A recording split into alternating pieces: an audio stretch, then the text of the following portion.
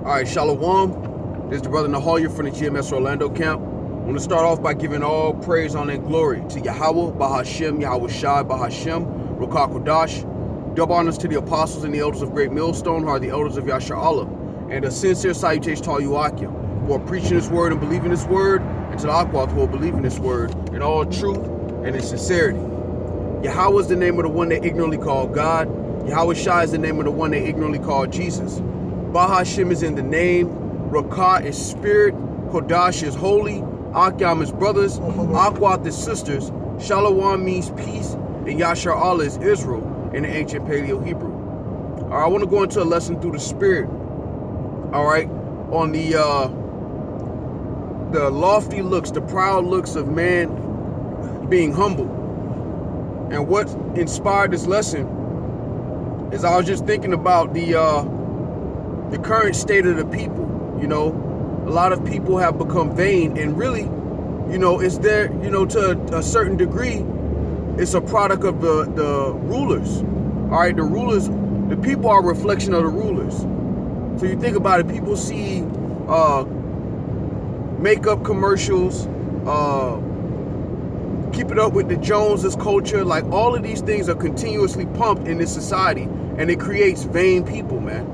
All right, this is Ecclesiastes chapter 10 and verse 1. A wise judge will instruct his people, and the government of a prudent man is well ordered. As the judge of the people is himself, so are his officers. And what manner of man the ruler of the city is, such are all they that dwell therein. So Esau Edom, the so-called white man, has pushed out a very vain, proud way of thinking, not a way of life, because a lot of people on earth don't live well as he does, but they all have that same pride, and that's a product of the rulership. All right, and this is why the judgment of the Lord is going to be so heavy, because it's the only thing that's going to be able to humble these people at this point in time. Real quick, Ecclesiastes 10, and I'm going to jump down to verse 9. Why is earth in ashes proud? There is not a more wicked thing than a covetous man. And we live in a covetous culture. All right, from Negroes, Latinos, and Native Americans bragging about stealing from a man, robbing a man, committing adultery with another man's woman. It's a covetous culture that we live in. And their culture is just a small microcosm of the general idea of covetousness. Keeping up with the Joneses is covetousness. And it creates very proud people. A lot of people really don't have nothing, but they make it look like they do through their pride, through how they carry themselves with being arrogant. And there's a difference between being confident and being proud and arrogant, man. Self-absorbed. And that's why the scriptures say, you know, the Lord, man, it's so many thoughts that run through my head, because like it's a reason the Lord told us not to do certain things. It's a reason the Lord said this in Luke. But even before the Lord said this in Luke, you know, the Lord told us, you know, not to covet anything. That was against the law. Think about that. In our law, the Lord has baked in a mentality of not trying to compete with somebody for their not being jealous over what this person has. That's literally in our law. Because when you allow that kind of mentality to run free course, you don't have a healthy society, man. Be not deceived, man. All right, Esau Edom, so-called white man in America, it might be the most, on paper, prosperous nation that the world has ever seen, but it's not the healthiest, man. Not physically, especially not spiritually, and not mentally. Because covetousness, it breeds this certain mindset of lack, man. All right, continuing that, this is Luke 12 and 15. And he said unto them, take heed and beware of covetousness, for a man's life consisteth not in the abundance of the things which he possesseth. And you would think if the so-called white man loved the Lord so much, he would bring this out and enforce it. quiet as kept, most Americans are living better than most people on the planet. But they're the mentally sickest people on the earth, man. Because they're the ones that feel like there's always something missing. That's a covetous mindset. Because what are you basing that off of? What another man has, man. And I was just meditating on how sick of a culture that is and why the kingdom of heaven is necessary, man. Why you have to have actual righteous rulers. And that's why the Lord is going to make the elect under Yahweh Shai perfect. The entire nation of Israel are going to be made perfect in the flesh. We're not going to have the ability to be covetous. We're not going to have the ability to go off at all. And that's going to establish righteous rulers.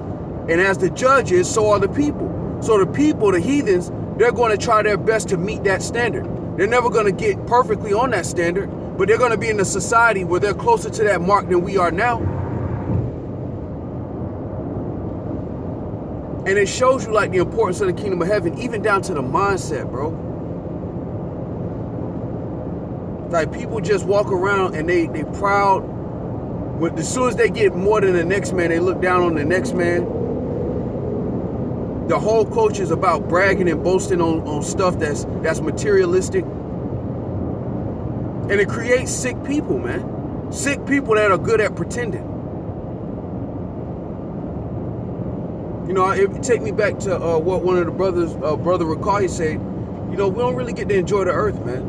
And part of that is because there's this sick mentality of having a whole bunch of stuff and that stuff defining who you are. And that really is covetous when you think about it. Now, make no mistake, the scriptures say, you know, it's okay to have things that you desire. But when you are desirous of something that somebody else has, that is covetousness, man.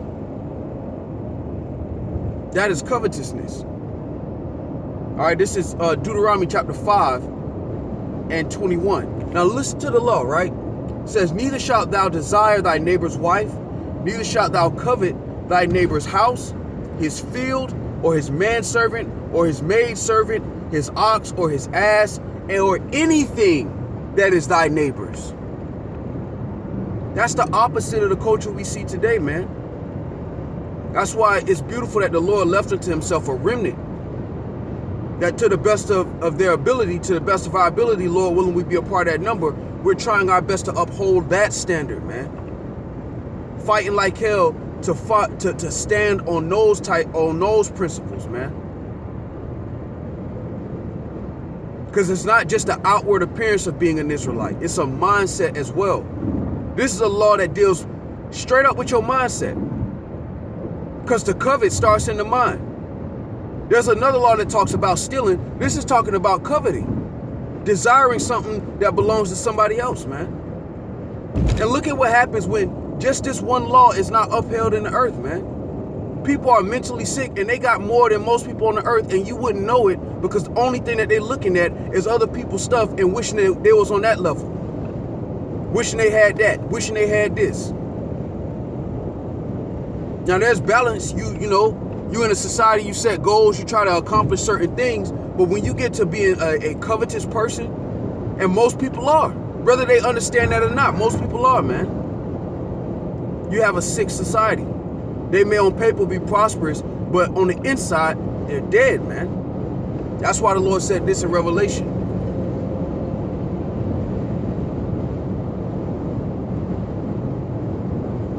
Because I believe that, man. I believe like this society is a real open classroom. Like we catch hell.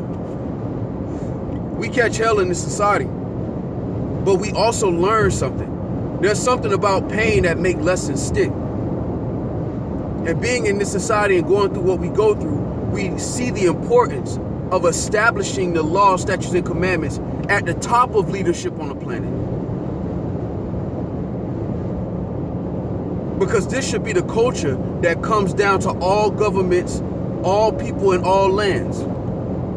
This is supposed to be their wisdom.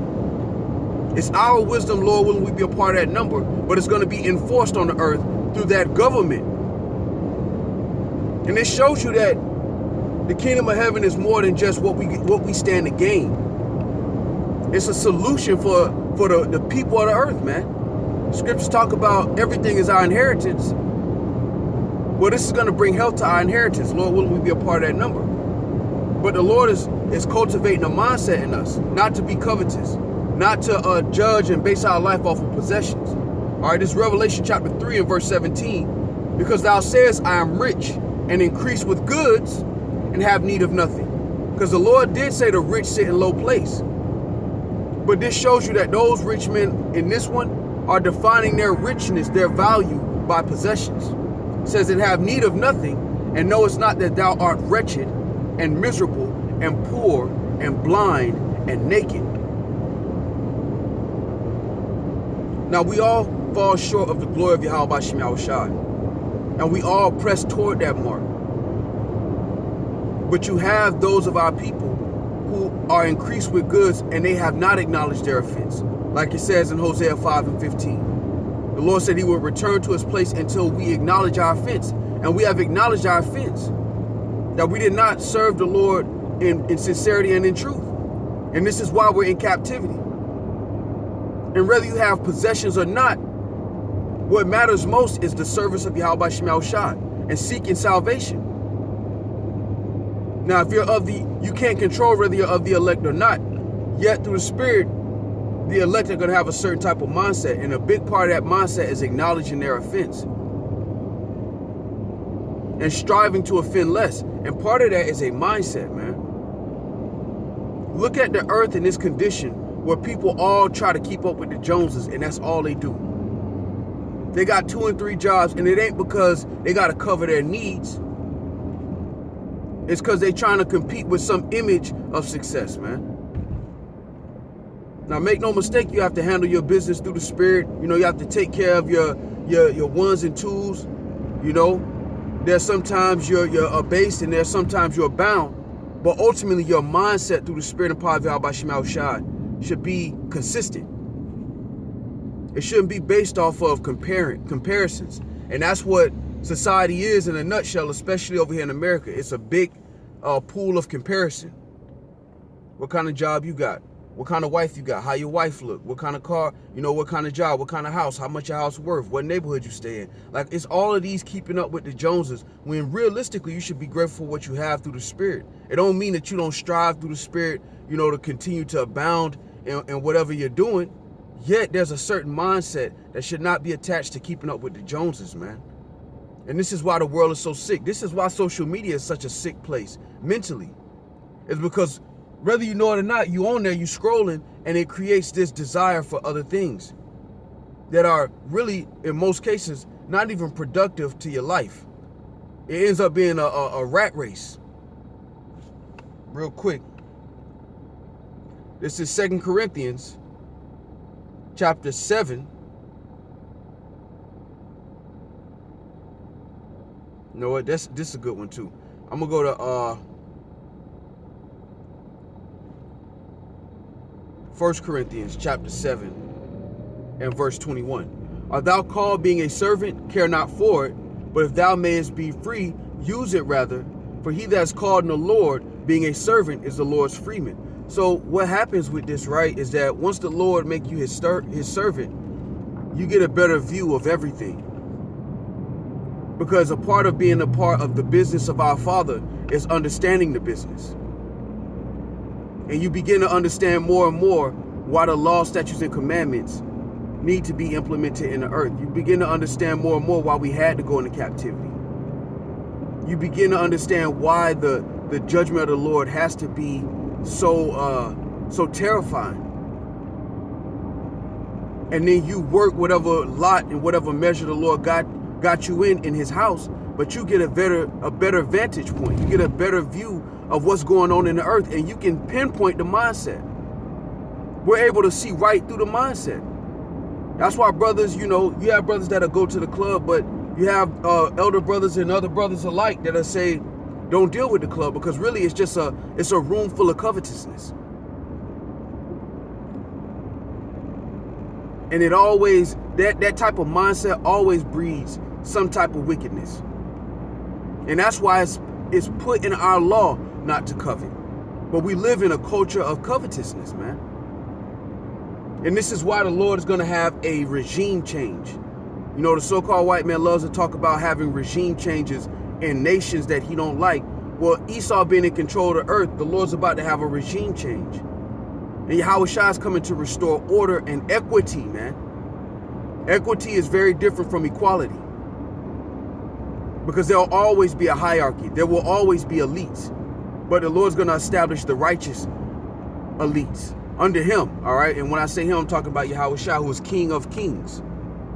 He's also known as the Prince of the Kings of the... I'm going to get it. Because the king coming back, man. Hey, the Lord said he was lowly in heart. This is the firstborn in creation and the second in command over all the universe. And he's humble. So what excuse do these people have, man? That's why I'm in our king coming back, man. People can say whatever they want to say, man, but the Punisher, man, the finisher of this work is coming back, man. And the beauty of it is that he's going to bring peace, because this covetous mindset is not going to be celebrated in the kingdom of heaven. Preying on the poor is not going to be celebrated. Taking a poor man's woman because you have riches is going to be punished, man. It's not going to be glorified. And through that harsh judgment, righteousness is going to flourish from it. Peace is going to flourish from it. That's the part Christianity don't tell you. In order for peace to be established, fierce judgment has to happen. That's what the Lord's coming to do, to humble these people, man. All right, this is Revelation chapter 1 and verse 5. And from Yahweh Shai HaMashiach, who is a faithful witness, and the first begotten of the dead, and the prince of the kings of the earth, man. Call Allah Yahweh Shai, the king coming home, man. And he's going to restore order. He's going to restore equity. And Lord willing, we be a part of that number. The 144,000 are going to be a part of that governing body. And the Lord is making us understand the mission right now. All right, so I just wanted to go through that through the Spirit. You know, Lord willing, this be edifying. With that, I'm going to give all praise, honor, and glory to Yahweh, Bahashem, Yahweh Shai, Bahashem, Rakakodash. Double honors to the apostles and the elders of Great Millstone, who are the elders of Yahshua Allah, and a sincere salutation to all you Akim, who are preaching this word and believing this word, and to the Akwath, who are believing this word in all truth and in sincerity. Shalom.